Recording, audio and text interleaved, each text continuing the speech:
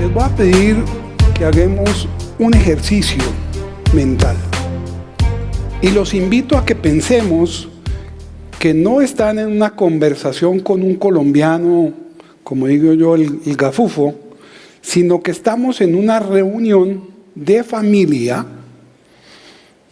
y somos una familia que vamos en el paso de la 20 a la 21ª generación. Y somos todos nosotros. ¿Les parece interesante el ejercicio? Salgámonos del día, salgámonos de la problemática y la complejidad del paso de la primera a la segunda generación y metámonos en la complejidad del convivir probablemente la 18ª, la 19ª, la 20ª y la 21ª generación. Y eso somos todos nosotros. Entonces, muy buenas noches, queridos parientes. ¿Cierto? Orden del día. ¿Repartimos dividendos? Los veo como muy callados. ¿No quieren dividendos? ¿Con vehemencia quieren dividendos? Nos fue mal la crisis. ¿Cuántos de ustedes viven de los dividendos? ¿Qué hacemos? Porque es que el que tenemos al lado es un pariente. Y uno diría, ¿en el mundo hay empresas de 20 generaciones? ¿Cuál es la empresa más antigua que alguien conoce en el mundo? Me voy a permitir mostrarles a ustedes las empresas más antiguas del mundo. Y quiero por favor que me digan cuántas, las 10 más antiguas del mundo. Y les voy a pedir el favor que me digan cuántas de estas empresas ustedes conocen. Ahora, ¿qué pasa si yo les digo que hay empresas de 200 años? ¿Cierto? ¿Qué pasa si le digo que hay de 300 años? Interesante. ¿Qué pasa si les digo que hay de 500 años? Empresas de 1000 años. Veamos. Miren ustedes esta lección tan importante. La Congo Gumi fue creada en el año 578. ¿Cuántos años? 2015 menos 578, ¿cuánto da? ¿Conocen e identifican alguna de estas? ¿Qué pasa si yo les digo que en la Catedral de Guatemala probablemente esta compañía fue la que hizo las campanas? ¿Conocen muchas empresas que hacen campanas para iglesias?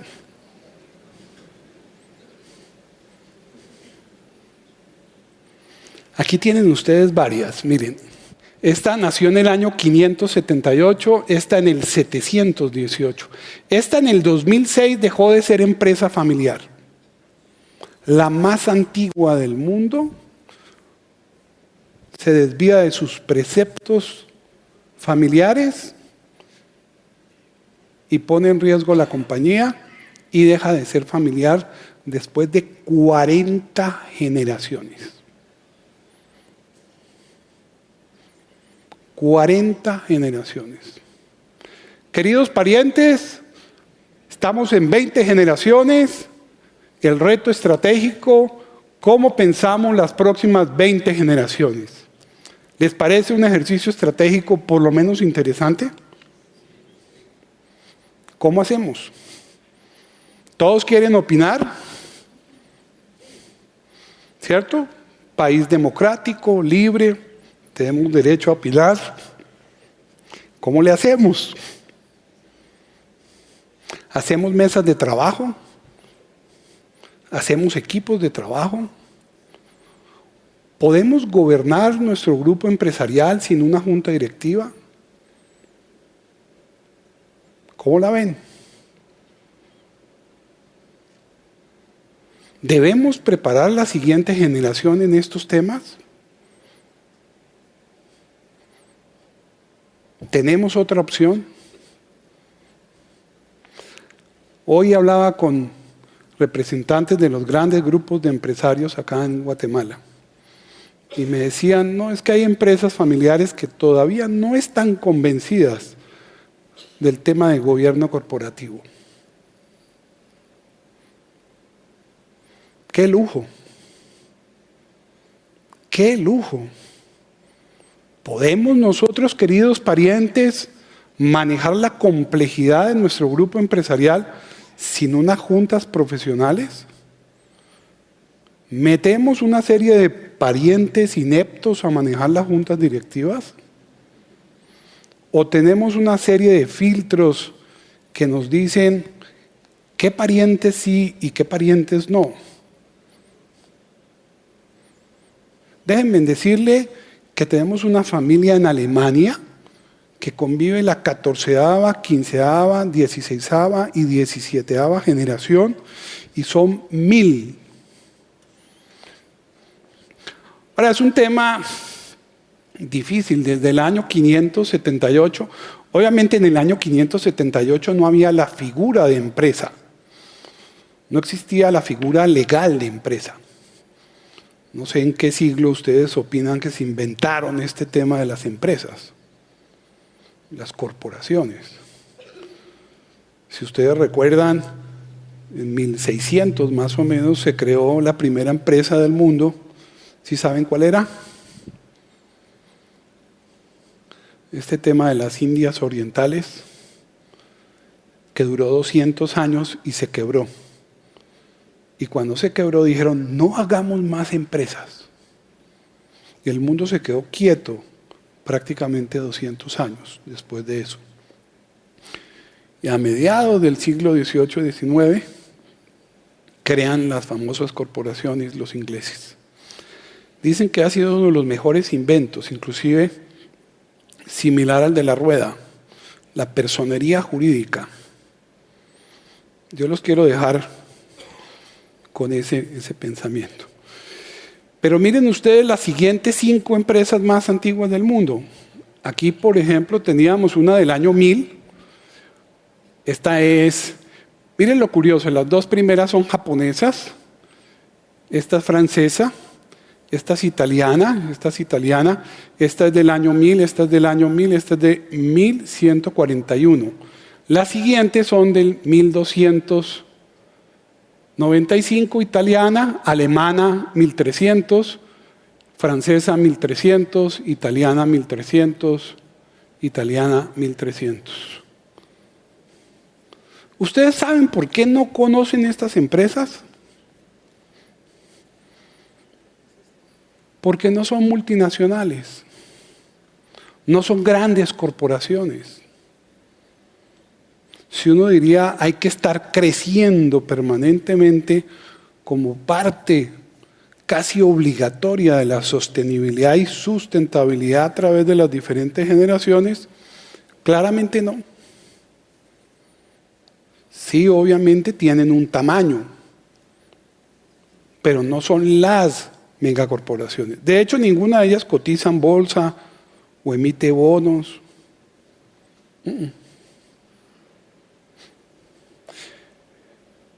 El ejercicio que hicimos nosotros es un ejercicio un poco diferente a lo que han hecho la mayoría de los investigadores en este tema.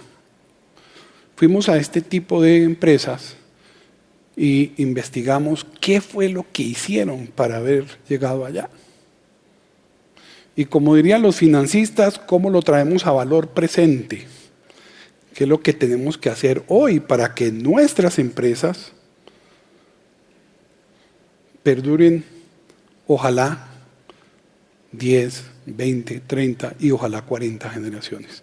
Obviamente en el año 578 no nos habían ni siquiera descubierto. Sí, es una realidad. O sea que este concepto hasta después. De hecho, creo que la empresa más antigua de Latinoamérica es una hacienda en Chile que data del año 1470 más o menos. También, hoy en día una empresa familiar, y es una empresa que no es de un tamaño importante, sí un tamaño lo suficiente interesante que le permite proyectarse a diferentes generaciones. ¿Cuáles son los modelos que se han desarrollado? Y esto voy a pasarlo relativamente rápido.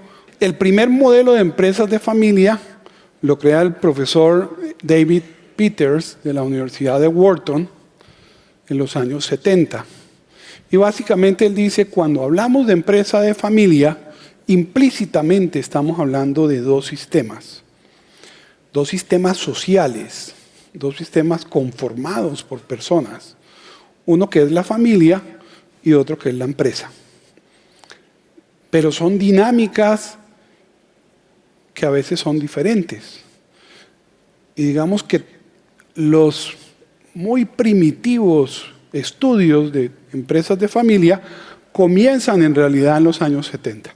Ahora, lo curioso es por qué las universidades y por qué los investigadores apenas en los años 70 vienen a investigar sobre el tema de empresas de familia cuando las empresas más antiguas del mundo son familiares.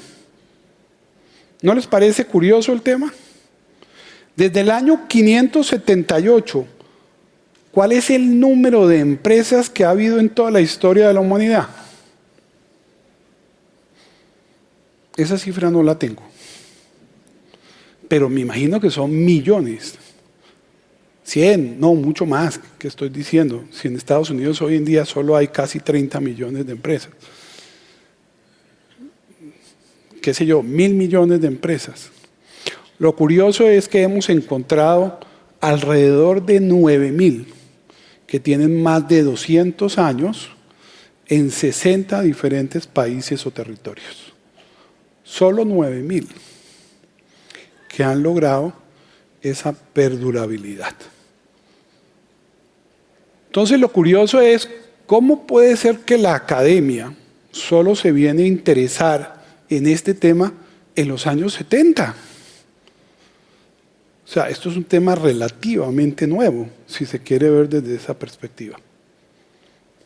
De hecho, yo llego al tema por conflictos en mi propia familia, donde dijimos, bueno, ¿y quién nos ayuda? Entonces viene el abogado y da su opinión, que probablemente es muy válida desde la perspectiva de empresa. Desde la perspectiva de familia, tengo mis dudas. Pero viene el psicólogo y le da a usted su opinión desde la perspectiva de familia. Pero desde la perspectiva de empresa, en conclusión nos volvimos psicólogos empresariales. Esa es la...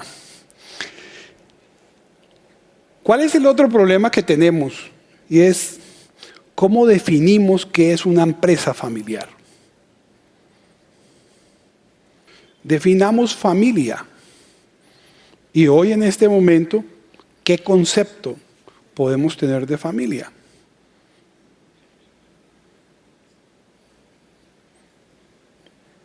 ¿Qué concepto desde la perspectiva cultural de los diferentes países en el mundo? ¿O qué concepto desde la perspectiva legal?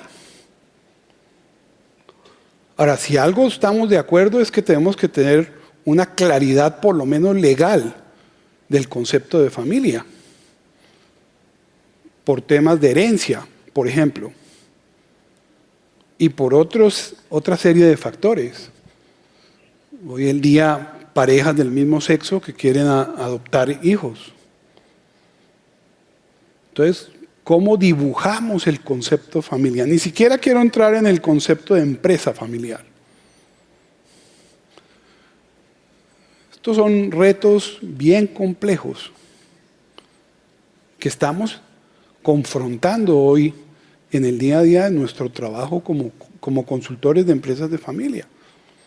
Estuvimos con un par de empresas europeas y efectivamente uno de los miembros de la familia tiene una pareja del mismo sexo. ¿Cómo impacta eso a la familia? ¿Cómo impacta eso al negocio? Pero no es simplemente eso. Uno va a un país como Francia, no se casan, no les interesa casarse. Lo que es peor, los viejitos se mueren y pueden pasar meses el cadáver en el apartamento. El concepto funcional de familia es muy triste. Yo no quiero entrar en temas religiosos, pero es muy triste. Entonces estos retos de cómo afecta esto a la empresa familiar, ni qué hablar. De todas las diferentes definiciones, encontramos 4 elementos fundamentales. No importa cuál sea la definición que queramos tomar como la verdadera. El primero es que la familia tenga el control de la empresa. Y en eso muchas veces no estamos de acuerdo con las diferentes legislaciones de nuestros países. Por ejemplo, en Colombia, la Superintendencia de Sociedades, quien es el que rige, digamos, todas las empresas en Colombia, no sé el equivalente acá en Guatemala, si hay una superintendencia de sociedades, define que una empresa es familiar si más del 50% de las acciones pertenece a una persona o a un mismo grupo familiar. Pero tenemos ejemplos en el mundo que para nosotros son emblemáticos, como es el caso de la familia Ford, que tienen algo menos del 30%, pero siguen teniendo el control. Entonces, para nosotros eso es una empresa familiar. O sea, el control no necesariamente quiere decir que tengo el 50 o más del 50, sino que tengo el poder de poner y quitar directores o tomar decisiones trascendentales para la empresa. El segundo tema es si por lo menos un miembro de la familia participa o trabaja de la empresa. Ese es otro tema fundamental. Y si hay una intención de continuidad en el tiempo. Una cosa es que yo hago una empresa, la quiero llevar a un tamaño importante y venderla.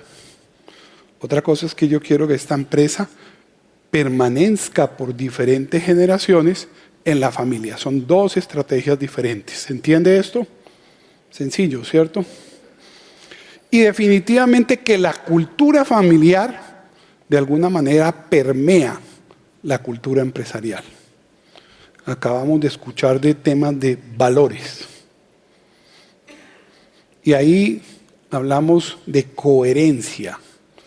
No puede ser que en la familia tengamos unos valores, pero que en la empresa eso no se aplica.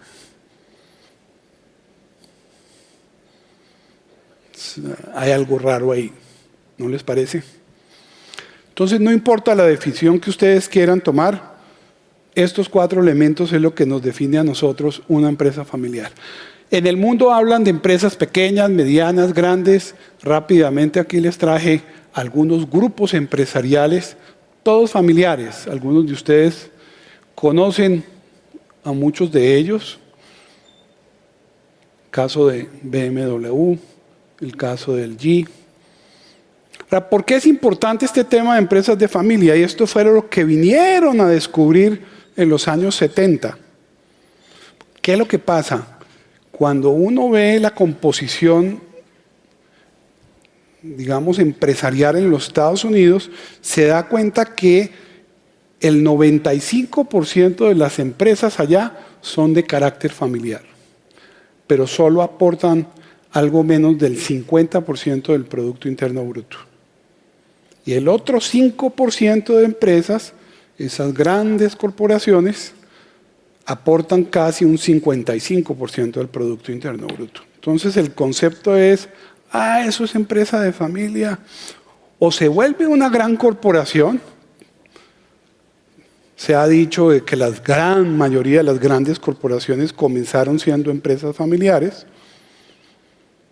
o van a entrar en conflictos. Entonces, ¿para qué nos dedicamos a estudiar o a generar conocimiento en empresas que o se van a volver conflictivas y van a desaparecer, o se van a volver grandes corporaciones. Entonces, todo el desarrollo de la teoría de la administración, hagámoslo sobre las grandes corporaciones, ¿cierto? Y de hecho, uno ve nuestras legislaciones, por ejemplo, en una sociedad anónima en Colombia, es obligatorio una asamblea ordinaria de accionistas al año. No sé aquí en Guatemala, ¿cierto? ¿Y por qué solo una? Señores parientes, ¿a ustedes les parece que yo venga y les cuente una vez al año qué es lo que está pasando con todo nuestro emporio empresarial? ¿Qué opinan? ¿Cuántas veces quieren? ¿Unas cuantas? ¿Una al mes? No, pues eso ya se nos vuelve una junta. Imagínate cuánta plata tenemos que gastar en reunirnos. Mire que aquí hay parientes que viven en Europa, hay otros que viven en Oceanía, ¿cierto? ¿Cuántas? Trimestral. ¿Están de acuerdo los parientes de arriba? No, los de arriba. ¿Cierto?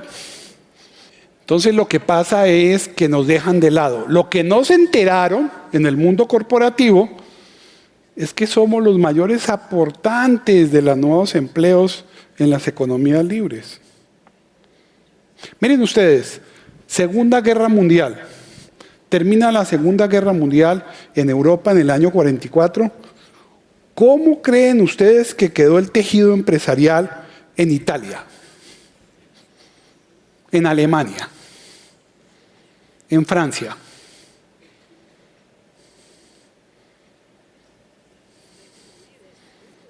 Aniquilado.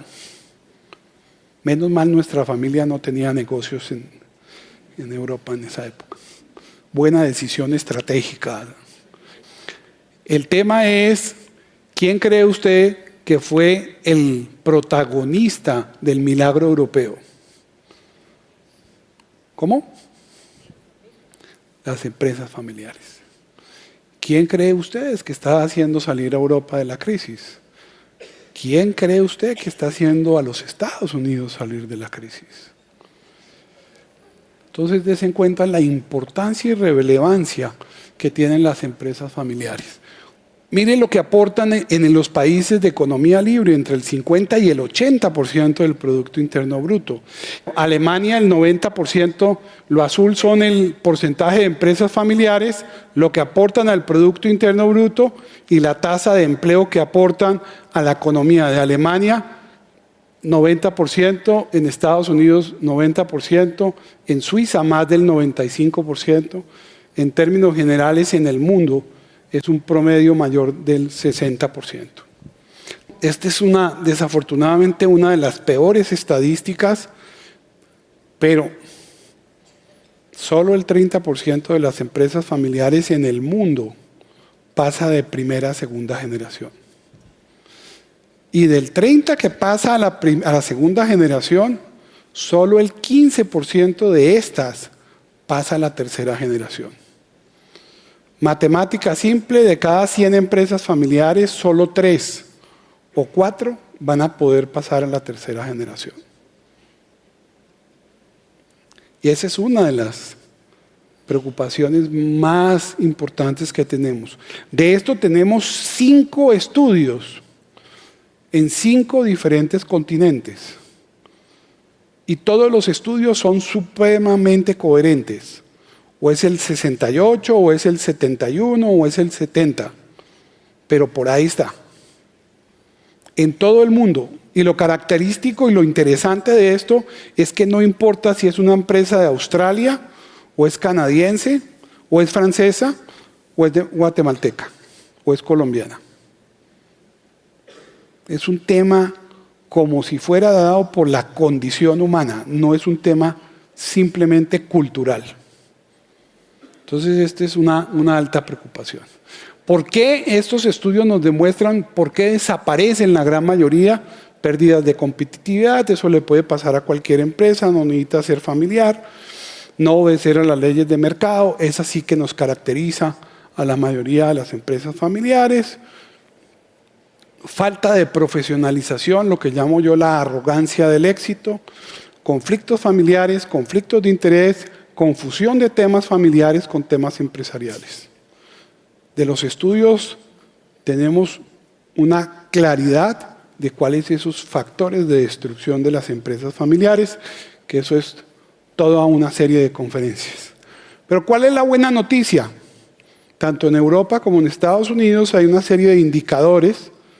Los gringos tienen un indicador que se llama el Family Business Stock Index y corresponde a las 210 empresas familiares más importantes de los Estados Unidos, y existe un índice que es el Credit Suisse Family Business Stock Index de Europa. Y otra vez, esas empresas que llegan a un tamaño importante, esas empresas que han desarrollado todos esos factores de éxito, son mucho más rentables que la competencia. Sea la competencia familiar o no familiar. Y es un tema consistente. No es un tema de resultados de un año. Si agarramos el indicador del Standard & Poor's 500, las 500 empresas más importantes de Estados Unidos, y lo comparamos contra el Family Business Stock Index, en la mayoría de los indicadores estamos por encima. Entonces sí vale la pena, mis queridos parientes, aprender del tema. Pero no solo aprender, ponerlo en la práctica. Luego vinieron los años 80. En los años 80 llegaron la gente de Harvard, Renato Taguri y John Davis, y crearon el segundo modelo de empresas de familia, donde ellos dijeron, ok, la familia es un sistema, la empresa es otro sistema, pero necesitamos también incorporar otro sistema que son los propietarios. ¿Qué quiere decir esto? Vamos a tener miembros de la familia que no necesariamente van a ser propietarios y también no necesariamente van a trabajar en la empresa. Y esto nos permitió entender la dinámica de lo que ocurría en cada uno de estos numeritos. El número 1 son propietarios de la empresa que no son de la familia y que tampoco trabajan en la empresa. El número 2 es miembros de la familia que no son propietarios y tampoco trabajan en la empresa. Número 3 son aquellos que trabajan en la empresa que no son propietarios y no son de la familia, los empleados. Si queremos ver cómo esto se complica, entonces vemos un propietario que trabaja en la empresa pero que no es de la familia. Aquí tenemos un número 5 que es un propietario que es de la familia pero no trabaja en la empresa. Aquí tenemos un número 6, un miembro de la familia que trabaja en la empresa pero que no es propietario, y el número 7 que es de la familia, es de la empresa y es propietario. Bueno, en fin. Ahora yo les pregunto rápidamente, ¿qué quiere un número 1? ¿Qué quiere un propietario que no es de la familia y que no trabaja en la empresa? Dividendos. ¿Qué más quiere? ¿Listo? No, también quiere que la empresa crezca, ¿cierto? Probablemente quiere que mañana su hijo pueda trabajar en la empresa. Claro, él puede querer muchas cosas. ¿Qué quiere un número 2? ¿Qué quiere un miembro de la familia que no trabaja en la empresa y no es propietario? ¿Qué quiere? ¿Cómo? Quiere ser propietario. Por eso, pero quiere ser propietario. Entonces me cambia de número. ¿Cierto? No, esa es la dinámica. Lo interesante de esto, y este es un primer concepto. Cuando hablamos de empresa familiar, implícitamente estamos hablando de 3 sistemas. Y 3 sistemas que pueden tener intereses comunes, pero también intereses antagónicos. Ya lo vamos a ver. Y el segundo concepto es que es dinámico. Si yo tomo la radiografía de la familia y de los socios el día de hoy, y vuelvo y repito esa operación en 10 años, probablemente se me movieron, ¿cierto? ¿Qué quiere el número 3? ¿Qué quiere un empleado? Señores empresarios, ¿qué quieren sus empleados? Estabilidad, buen sueldo, posibilidad de crecer profesionalmente, volverse socio, casarse con la hija del socio. Él puede querer, ¿cierto? El número 4, ¿qué quiere? Un socio que trabaja en la empresa, pero que no es de la familia. Eso le llamamos al matrimonio por el patrimonio. Se necesita el término académico, por favor. Señores parientes,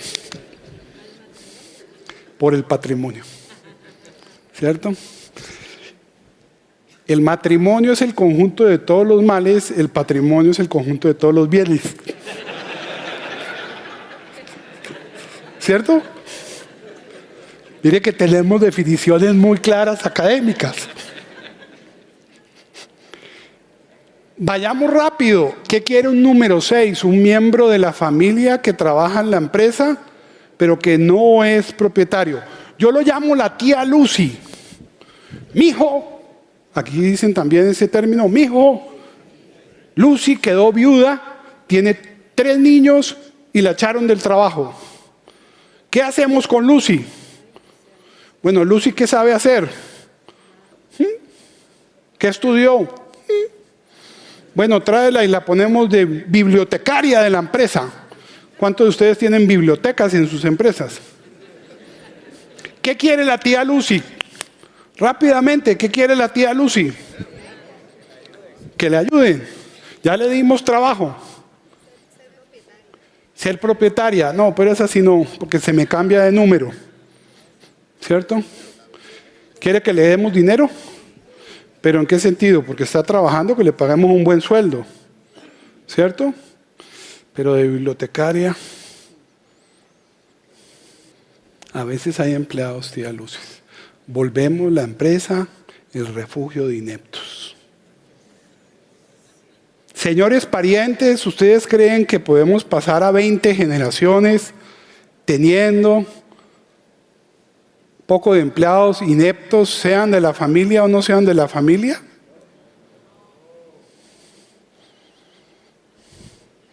Tenemos que comenzar a respetar la empresa como empresa. Y tenemos que comenzar a respetar la familia como familia. Complejo. Complejo en el paso de la primera a la segunda generación. Complejo en el paso de la segunda a la tercera generación. Pero nosotros ya hemos hecho 15 procesos de sucesión. Ya que hemos aprendido qué es lo que debemos y no debemos hacer. Ya nos hemos equivocado, queridos parientes. ¿Cuántos de ustedes lo que han aprendido en nuestra familia, en la historia de los 200 años de nuestra familia, lo aplican en sus empresas? Levanten la mano todos, por favor. ¿Cierto? Hay que entender que para entrar a una empresa me contratan. Así yo sea el dueño. Tengo que tener un contrato. Ahora, ¿pero cómo entro a la familia? Bueno, porque nazco en la familia. O porque me adoptan. O porque me casé con alguien de la familia. Pero eso depende de la definición de familia que tengan en esa familia. Uno le pregunta a los empresarios, ¿quién es su familia? Y dicen, no, todos mis hijos. Bueno, ¿y los yernos? No, esos no son familia. O para qué son familia o para qué no son familia. Uno a una empresa, pues es un sistema abierto. Usted ahí contrata a quien lo necesita. En la familia es un sistema cerrado. Usted no contrata primos o usted no contrata hermanos o hijos. ¿Cierto? Es un sistema cerrado. En la empresa de lo que se trata es de competir con equidad. En la familia es de compartir con igualdad. La empresa es un hacer colectivo, se trabaja en equipo. En cambio, en la familia es un ser personal. ¿Cierto? Aquí comenzamos a ver esas fuerzas antagónicas de dos sistemas que a veces necesitamos aprender a alinear. Una de las cosas que hemos aprendido de estas empresas longevas es que si hay alguien que sabe manejar muy bien las paradojas, son las empresas familiares. Entonces, ¿cómo nos alineamos frente a estas diferencias? En la empresa, unas relaciones formales. En la familia, unas relaciones informales. El problema es cuando traigo la informalidad a la empresa y a veces cuando intento traer la formalidad empresarial a la familia. Y lo vivimos a diario en nuestra consultoría. Empresarios que tratan la familia como si fuera una empresa. En la empresa es una red de interdependencias. En cambio, en la familia son lazos de afecto y de sangre. En la empresa lo que se trata es de asumir riesgo. En la familia es garantizar la seguridad. Miren ustedes cómo estas familias manejan esa dualidad. Estabilidad, crecimiento. En la empresa necesito invertir, necesito tomar riesgo. Ese es el día a día de cualquier empresario. En la familia no quiero riesgo. Pero miren ustedes, lo interesante de estas familias longevas es que entienden que no hay crecimiento sin estabilidad. Y no hay estabilidad sin crecimiento. ¿Cómo manejamos esas paradojas? ¿Cierto? Racionalidad y objetividad es lo que me debe guiar a mí en la empresa. La familia, por el contrario, emociones y sentimientos. En la empresa, capacidades personales. En la familia, virtudes humanas. En la empresa, logros organizacionales. En la familia, más formación individual. Eficiencia en resultados. Una empresa familiar, pues primero es una empresa. Y si no hay resultados, probablemente terminamos sin empresa y sin familia. ¿Cierto? En cambio, en la familia lo que queremos es armonía en las relaciones. En la familia lo que buscamos es generar felicidad. Bueno, digo yo. ¿No? En la empresa lo que buscamos es generación de riqueza. Las longevas, ¿cómo somos ricos? Felizmente. ¿O cómo felizmente somos ricos? Otra vez, esas dualidades. Entonces, tenemos que comenzar a entender cuáles son esos factores que determinan el buen manejo de esos tres sistemas. Parte de eso vienen los profesores de Yale, Gersig y Landsberg, y dicen, no, esto es un sistema evolutivo. La familia evoluciona de una manera, la empresa evoluciona de otra manera, y el patrimonio evoluciona de otra manera. Y no hay ninguna empresa familiar que haya evolucionado igual que otra empresa familiar. No hay una familia que sea igual a otra familia. Con lo cual nos hace la vida mucho más compleja, porque no tenemos una receta única. Sí, podemos copiar protocolos de familia, podemos copiar códigos de buen gobierno. De hecho, lo que más nos hemos encontrado en los últimos 5 años es, ya tenemos un protocolo de familia. Ah, sí, ¿eso con quién lo hicieron? Tal consultor. Ya sabemos cuáles son las situaciones que están funcionando y ya sabemos cuáles son las que no están funcionando.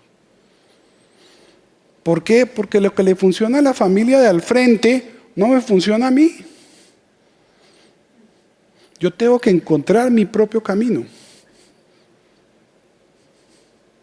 Tema complejo. Y otro tercer concepto, bien hablamos del modelo de los 3 círculos como un primer concepto. Cuando hablamos de empresa familiar estamos hablando de 3 sistemas. Un segundo concepto que es evolutivo, o sea, no se queda quieto en el tiempo. hablamos de un tercer concepto que es la complejidad. La complejidad en el lado de la familia, ya vamos a ver por qué está determinada la complejidad del lado de la familia y la complejidad del lado de la empresa. Si nosotros fuéramos una empresa familiar en primera, segunda generación, un padre, un hijo, pero un padre, una madre y 3 hijos, ¿de qué lado de complejidad estaríamos hablando? ¿Una complejidad baja, una complejidad media o una complejidad alta? Queridos parientes, ¿ustedes qué opinan? ¿Nuestra familia es de baja o alta complejidad? ¿Baja? Sí, hay otras que son más complejas, pero ¿cómo nos ponemos de acuerdo aquí los 300, 400 que vimos? ¿O es mucho más fácil que 5 personas se pongan de acuerdo? ¿Qué opinan? Entonces, para que vean ustedes el tema relativo de la complejidad. La complejidad en el lado de la empresa, tenemos un negocio que hace pan aquí en la esquina. Todo el mundo tranquilo. Ahora, ¿qué pasa si somos una multinacional que estamos en 120 países, 120 legislaciones donde pagamos impuestos? Complejo. Bueno, esto nos llevó a nosotros a entender que este segundo modelo de los 3 círculos es muy didáctico, pero no nos funciona en empresas familiares de 20 generaciones. Entonces creamos un modelo un poco diferente que atendiera al tema de la complejidad. Ahora, en este tema de la complejidad desde el lado de la familia, participamos en una conferencia que fue la conferencia más rápida que vimos en el mundo. Y esto fue lo que dijo este señor, este profesor inglés. Él mostró prácticamente 4 gráficas. La primera decía, nuestra juventud gusta del lujo y es maleducada. No hace caso a las autoridades y no tiene el mayor respeto por los mayores de edad. Nuestros hijos hoy son unos verdaderos tiranos. No se ponen de pie cuando una persona anciana entra. Responden a sus padres y son simplemente malos. ¿Estamos de acuerdo? La siguiente frase que él dijo en su conferencia, ya no tengo ninguna esperanza en el futuro de nuestro país si la juventud de hoy toma mañana el poder. Porque esta juventud es insoportable, desenfrenada y simplemente horrible. Se la pasa mandando mensajitos. ¿Cierto? La tercera frase, nuestro mundo llega a su punto crítico. Los hijos ya no escuchan a sus padres. El fin del mundo no puede estar muy lejos. Y la cuarta frase dijo, esta juventud está mal lograda hasta el fondo del corazón. Los jóvenes son malhechores y ociosos. Ellos jamás serán como la juventud de antes. Bueno, eso es verdad. ¿Cierto? La juventud de hoy no será capaz de mantener nuestra cultura. Mire el tema en Europa. Complejo. Esas 4 frases fue lo que él dijo en esa conferencia. Luego mostró estas otras 4 gráficas. Y miren ustedes, la primera frase la dijo Sócrates. La segunda frase la dijo Hesíodo en el año 720 a.C. Esta la dijo un sacerdote 200 años antes de Cristo. Y la cuarta la encontraron por allá en Babilonia con más de 4000 años de existencia. Entonces, esas son las complejidades que vamos a tener en el tema familiar. Hace 4000 años y los próximos 4000 años. Con chat o sin chat. De hecho, ustedes se parecen mucho más a la generación de sus padres que probablemente a la generación de sus hijos. Antes le decían a uno, si usted no sabe algo, vaya pregúnteselo a un mayor. Hoy en día, si usted no sabe algo, pregúnteselo a un menor. Creo que nosotros somos lo que llamo yo la generación sándwich. Nosotros somos la generación sin la pata de pollo. Somos la primera generación sin la pata de pollo. Claro, uno llegaba a la casa y servían el pollo y la mamá decía, quieto, mijos, que la pata de pollo es para su papá. Hoy en día llegamos a la casa y nuestra señora nos dice, quieto, mijo, que la pata de pollo es para sus hijos. Entonces somos la primera generación sin la pata de pollo. Eso es un tema complejo.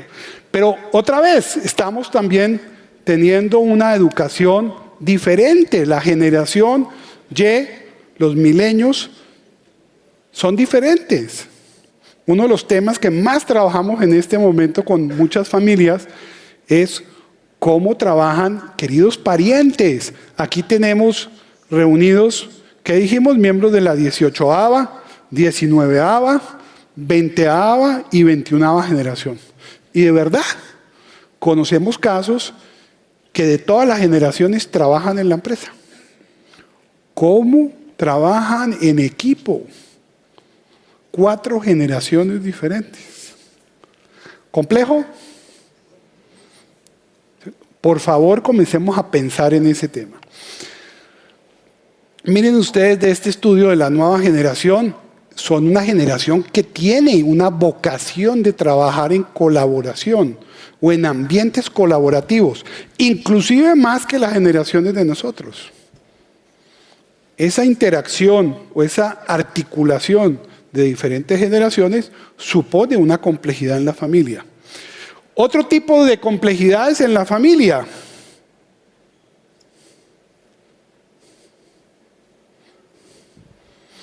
Inclusive vemos que las familias crecen geométricamente. ¿El patrimonio crece geométricamente? Complejo. Al respecto, mire lo que dicen estos científicos, ya que hablaban de energía. Una nueva fuente de energía solo debes poner a 2 nueras juntas. ¿Qué nos dice el Papa? El Papa nos dice, todos sabemos que la familia perfecta no existe, el marido perfecto no existe y la mujer perfecta no existe. Y ni qué hablar de la suegra perfecta. Otra fuente de energía más potente. Aquí no juntaron a las nueras, aquí juntaron a los yernos. Hay que ser equilibrado en darle duro a los dos, ¿no? Entonces, ahora, complejidad del lado de la empresa. Existe un gran gurú, se llama Henry Mitzberg, profesor de McGill, una de las grandes universidades de Canadá. Y él define la complejidad de la empresa diciendo que es la combinación de 3 patas o 3 elementos que de alguna manera definen el quehacer diario de cualquier empresa. Una parte que es la parte científica, que tiene que ver con el análisis, la lógica y la metodología. Una parte artesanal, que tiene que ver con los procesos y el contacto con el maestro en el día a día de lo que produce o los servicios que presta la empresa. Y otro que tiene que ver con la parte de arte, que tiene que ver con la creatividad, con la innovación. La combinación de estas 3 determina la complejidad de la empresa. El caso más emblemático de este tema es Apple. ¿Y por qué digo que es Apple? Si ustedes recuerdan, el señor Steve Jobs lo echan de la empresa y traen a Superman. ¿Cierto? Trajeron un tipo de PepsiCo, el mega Superman en temas de mercadeo. ¿Qué pasó con la empresa? Casi se quiebra. Les tocó volver a traer al maestro, al artista. Hay empresas que tienen un componente más importante dependiendo del sector donde estén, o en el tema de arte, o en el tema de artesanía, o en el tema de ciencia. Murió Steve Jobs. Vamos a ver qué pasa con Apple. Ese es un reto. si creamos los procesos adecuados de generación en temas de innovación y creatividad dentro de la empresa para que se siga sosteniendo como una de las empresas más grandes del mundo. Entendamos la profesionalización como la despersonalización de los procesos. Y eso sí que es duro para los fundadores.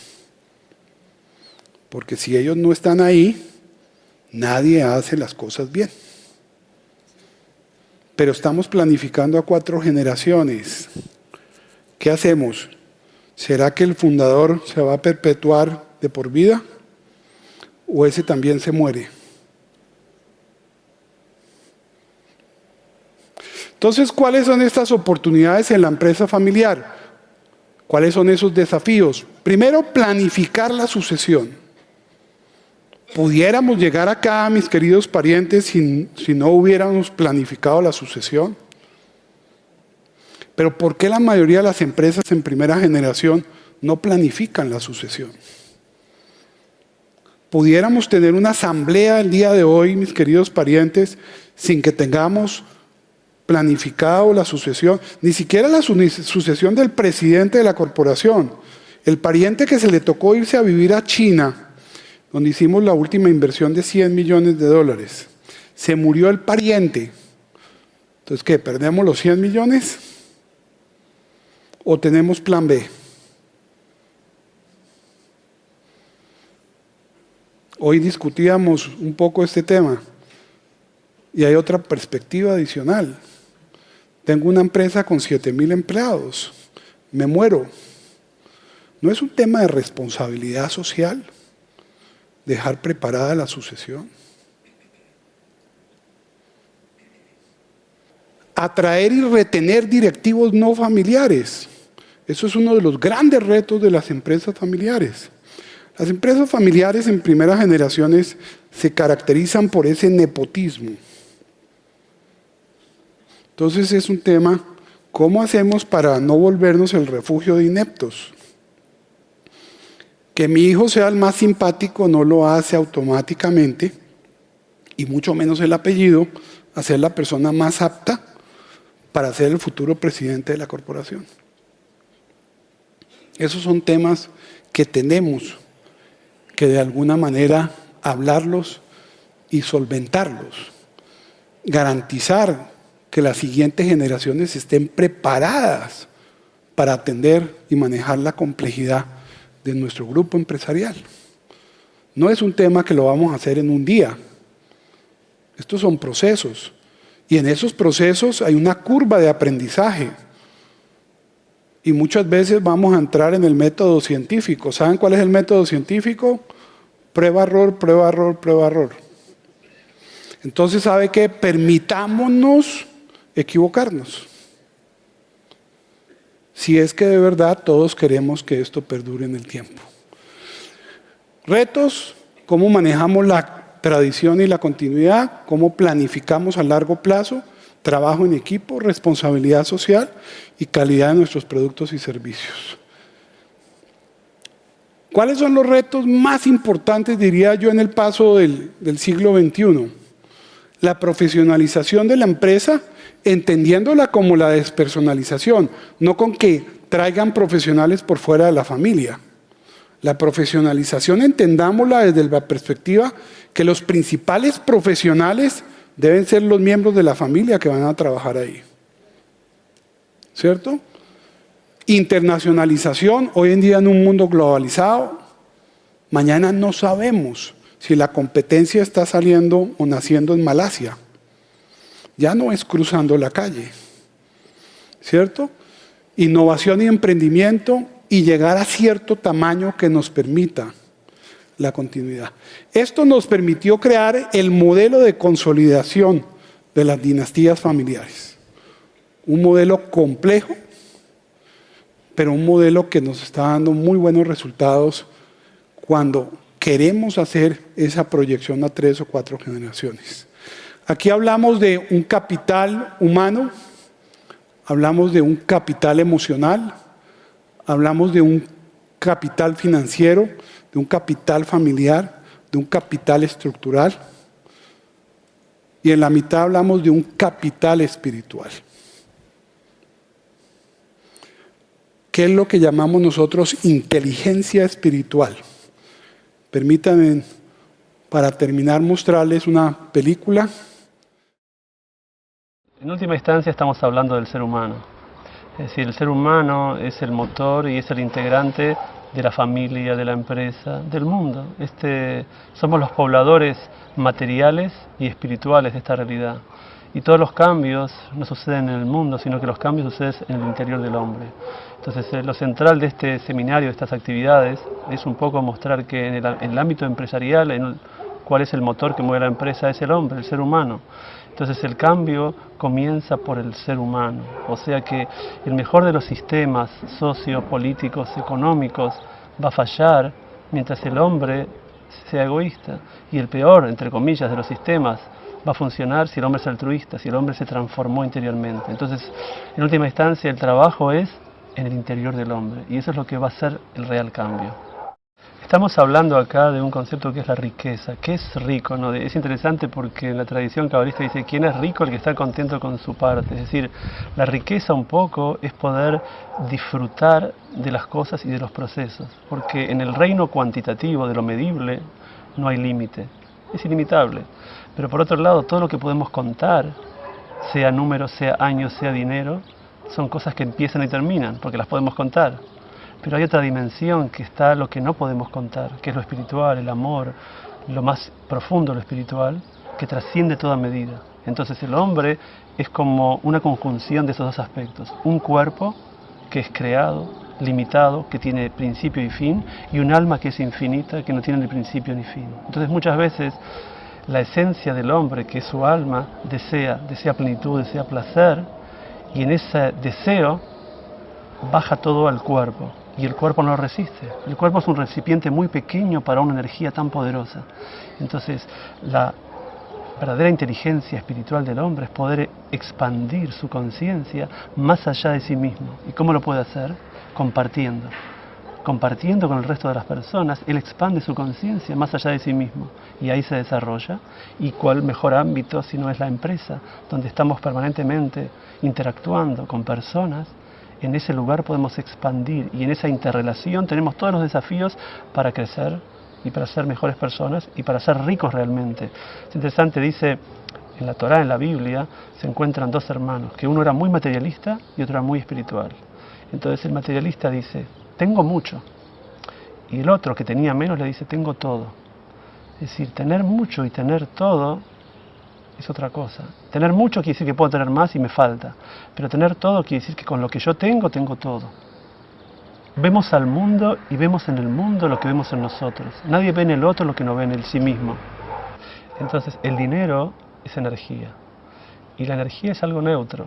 Es decir, cambia de acuerdo al uso que le dé el hombre. Es como si una persona dice, la electricidad es buena o mala. Depende, si pongo el dedo en el enchufe es mala, pero si conecto los aparatos es algo positivo. De la misma forma es el dinero. Con el dinero podemos construir el mundo, podemos hacer obras de beneficencia, podemos desarrollarnos, o también, mal utilizado, podemos hacer infelices a las personas. O sea que, en última instancia, cuando hablamos de energía, estamos hablando también de nuestras decisiones. ¿Qué hacemos nosotros? En cada momento estamos decidiendo, y esas decisiones nos llevan a diferentes lugares.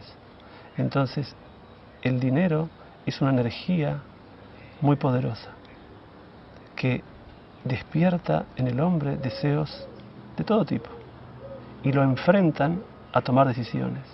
Y cuando decidimos, nos autoconocemos, porque ¿cómo nos conocemos? De acuerdo a qué decidimos y dónde invertimos nuestras energías. Entonces, así como invertimos el dinero, también invertimos el dinero en negocios, también invertimos el dinero en dar calidad de vida a nuestra familia, a nosotros, a nuestra empresa. Entonces, la riqueza no es solamente tener mucho, sino también ser, no solamente tener, porque lo que tenemos no es lo importante es qué hacemos con lo que tenemos, y ahí está el secreto de cómo utilizar el dinero correctamente.